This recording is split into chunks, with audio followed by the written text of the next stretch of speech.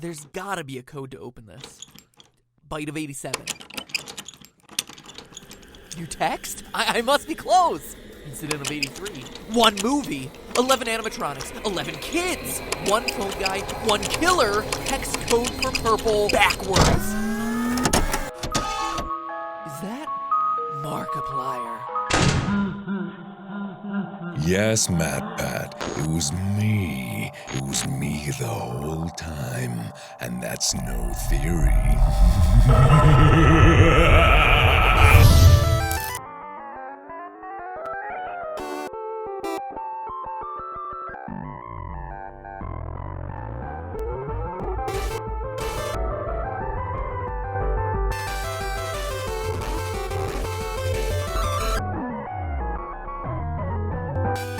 Hello, Internet! Welcome to the Five Nights at Freddy's podcast. Sorry, I mean Game Theory. Game Theory! The show that covers theories on other games in the 2-week intervals between new installments of FNAF. But if I'm ever gonna see requests for games other than FNAF 4 in my Twitter feed, this video needed to be made. Because, I have a confession, Internet, I made a mistake in my last FNAF video. Not in my research, mind you. My conclusion that this kid scientifically could not be the Byte of 87 victim was actually 100% right, both scientifically and, as you've been eager to point out, lore-wise. No, I was wrong in calling this the Byte of 87. I'm man enough to admit my mistakes. Hey, it's why they're called theories after all, right? Anyway, in this case, Scott was sure to let me know my error in his first comment on any of my videos on the franchise to my knowledge, which was really exciting, but it did leave me wondering, should I feel honored or trolled? And let me just say, because you were asking, I didn't delete that comment. I only delete comments from game theorist bots. No, I don't want your free PSN codes, okay? So I guess Scott must have deleted it himself. Maybe there was a typo. Or maybe a clue to FNAF 5.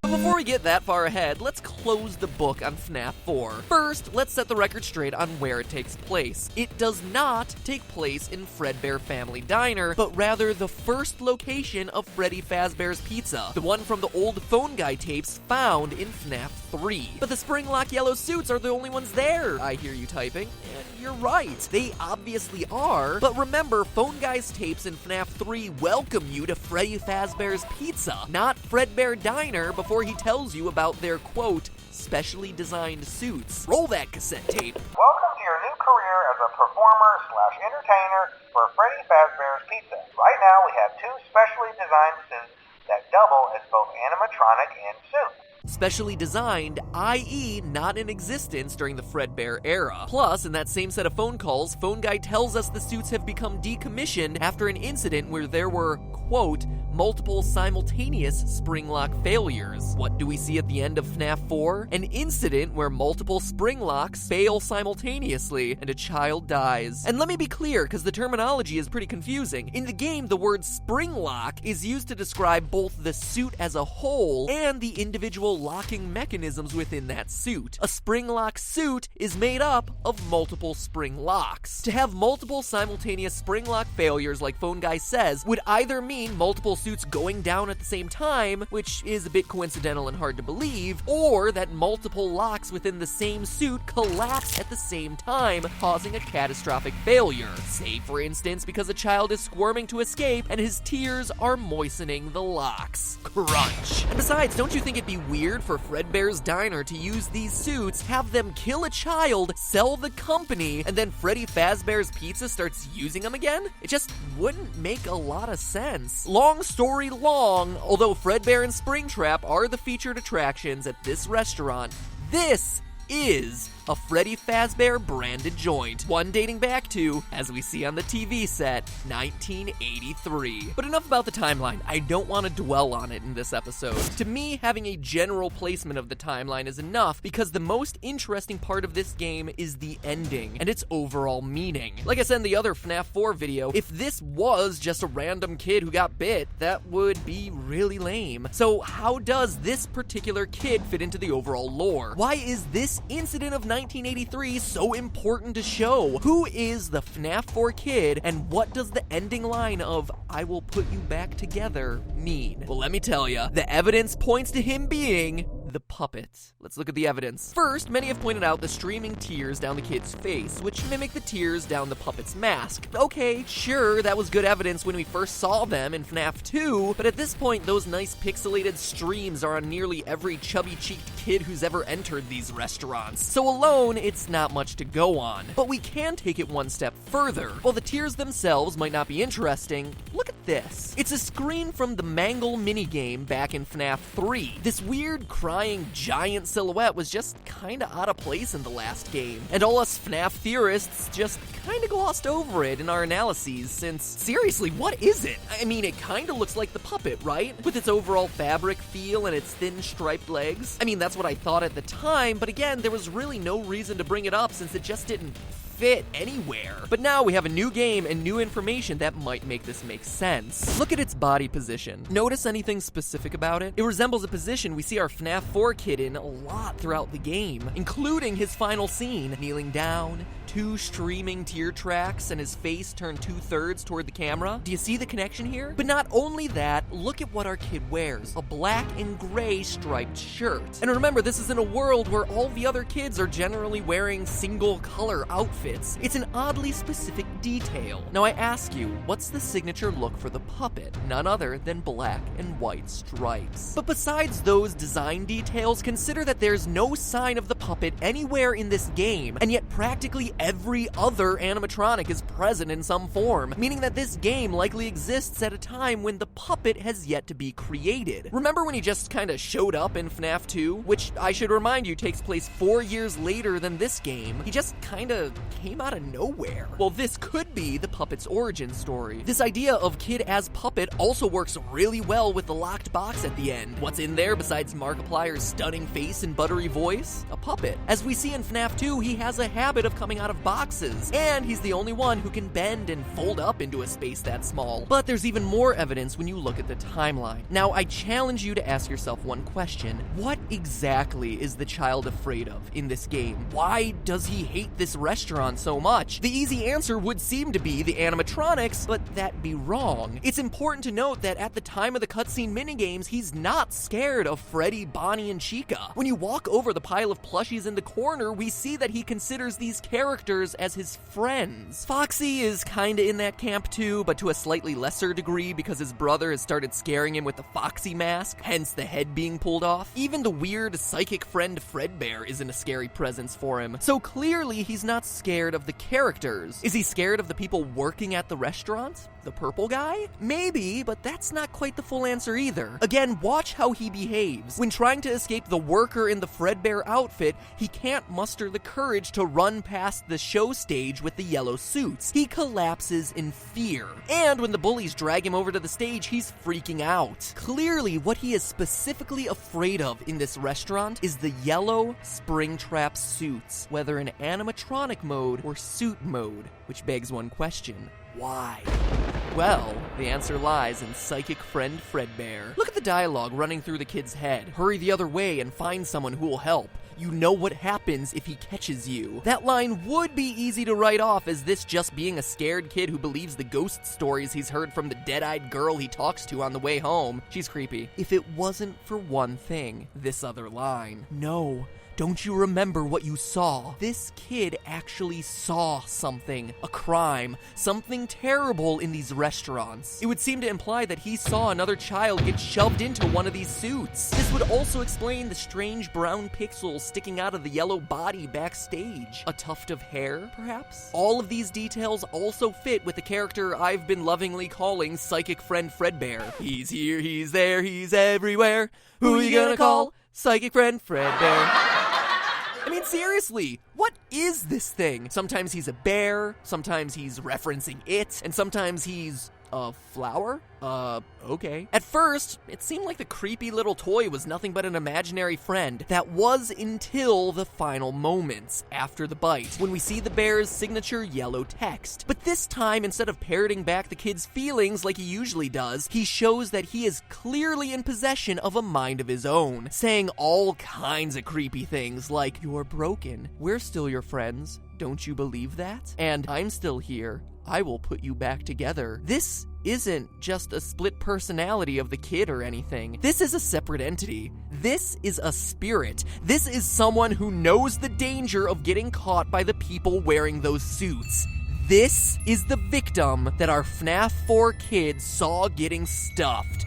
This is Golden Freddy, Purple Guy's first victim. And I know you're rushing into the comments now to say that this changes a lot of things and goes against stuff we've been saying for a while, but don't worry, we'll address it. Just get excited. We've pinpointed the identities of our two most mysterious animatronics. This is an awesome revelation from an evidence standpoint, but to be honest, it's a little disappointing from a storytelling standpoint. Here's why. We humans all have a proven psychological need to complete things. This need is called, unimaginatively, the completion principle. We want to fill in the blanks in the stuff around us so that the world makes sense and we feel in control. It's the biggest psychological reason why you want to beat a game, or even just an individual level. You know how you just can't stop and save in the middle of a level? You have to play until it's done. This is the reason why. Weirdly enough, it's even the reason why it's so hard to leave just one slice of cake, outside of sheer deliciousness, or leave out the last two pieces of a puzzle. I mean, even just looking at it on the screen, Earl, just put the piece in. Just finish the last two just animate the pieces to move over into the open slots, and I beg you, just finish the last.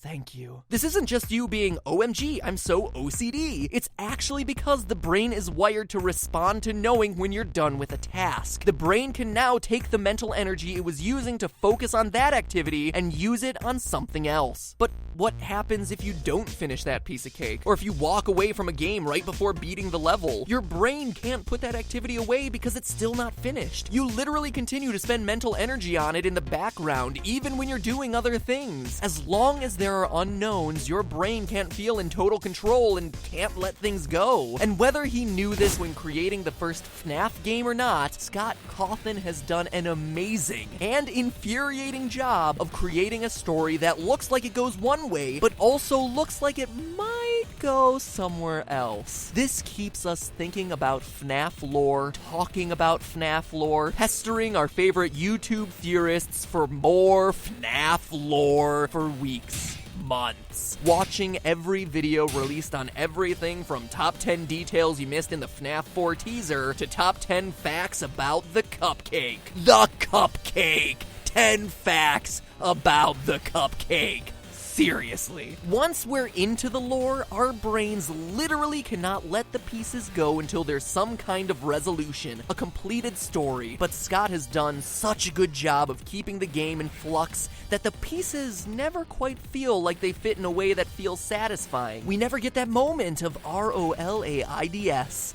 That spells relief. So we want the pieces of the puzzle to fit together cleanly, and the problem with FNAF is that while there's plenty of evidence for the story to go one way, there's also evidence for it going somewhere else. Try this one on for size. Well, there's a lot of evidence for the kid in FNAF 4 being the puppet, and I'd bet my bottom dollar that that's the solution that Scott intended. From a storytelling standpoint, more pieces actually fit together if the FNAF 4 kid becomes Golden Freddy and not the puppet. This would make our first victim, the one our FNAF 4 kid sees get killed, the puppet, like we've been hypothesizing since FNAF 2. Suddenly, you have a group of 5 kids celebrating a birthday, one kid associated with each animatronic, with the one representing Golden Freddy being the odd man out. And this scenario perfectly mimics the FNAF 3 good ending with the Happiest Day minigame, where 5 souls from 5 kids, each representing a different animatronic, reunite to celebrate a birthday that never really happened. It actually creates a beautifully bookended story of redemption and forgiveness, a reunion of brothers. And yeah, I know the complaints. Don't get me started about the size of the kids being different. They're the spirits of dead children in an 8-bit minigame, okay? Literalizing the sizes seems to be a bit of a stretch. And it goes even further than that. In the FNAF 2 Give Gifts minigame, the puppet gives life to the dead children, with Golden Freddy as the odd man out who doesn't get a mask and does a ghostly jump scare at the end. That would reflect the 4 bullies getting killed in the pizzeria by Purple Guy in response to this incident, while the one, Golden Freddy, dies somewhere else, like a hospital bed. I mean, we do see the IV and pills and flowers, and as a result, that's why the puppet, the first victim, is able to reach those 4 kids' souls and save them, while Golden Freddy has to behave like a ghost. It also gels with the idea that the Take Cake minigame represents the first victim at the first location, and why the puppet is always the jump scare, because he's the kid we've just watched get killed. So a lot of storytelling pieces fit together, but at the end of the day, that leaves us with too many questions about why Golden Freddy is talking to our FNAF 4 kid. A spirit needs to be inhabiting that bear for the story to make sense, and Scott certainly put in plenty of evidence that leads us to believe that the FNAF 4 kid is the puppet. The FNAF 4 kid needs to have seen a tragic, scary incident to make him fear the restaurant, which means he can't have been the first kid to have been killed. In short, the challenge here is that you have a choice. There's more evidence for our FNAF 4 kid becoming the puppet, but the resulting story is more satisfying for him to become Golden Freddy. And either side leaves you wanting more, because not all the evidence works in either scenario. And that is the true secret to FNAF. The completion principle demands that we get answers, that the scraps of evidence across the 4 games come together cleanly. But if and when they do, our brains will just be able to move on and forget about it, making it just another game that we played and is collecting dust on our shelf, or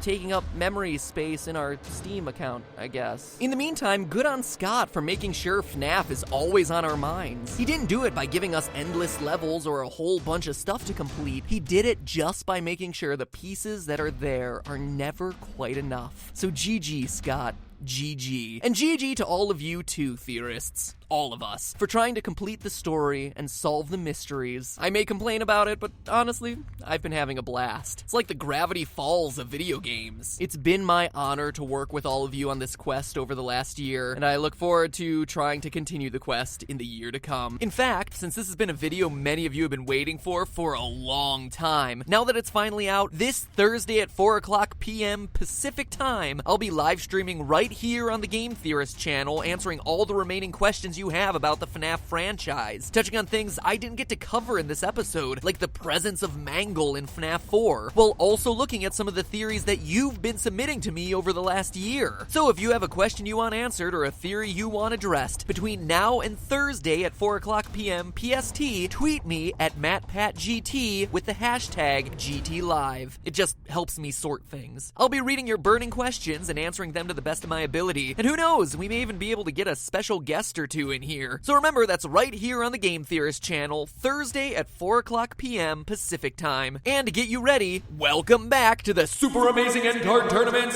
where I want to know, do you think the FNAF 4 kid is the puppet or Golden Freddy? Simple as that. You've heard the arguments for both sides. Click on one to choose. I'll let you know which side won on Thursday's live stream, and it'll all be our way of letting Scott know how we want this story to take shape. But remember, that's just a theory. A game theory. Thanks for watching. He's here, he's there, he's everywhere. Who you gonna call? Psychic friend Fredbear. I like switch keys at the end. It's weird. Psychic friend Fredbear. That's it. He's here, he's here, he's there, he's everywhere. Who you gonna call? Psychic friend Fredbear. That wasn't it either. Damn. He's here, he's there. This is great. He's here, he's there, he's everywhere. Who you gonna call? Psychic friend Fredbear. That was it.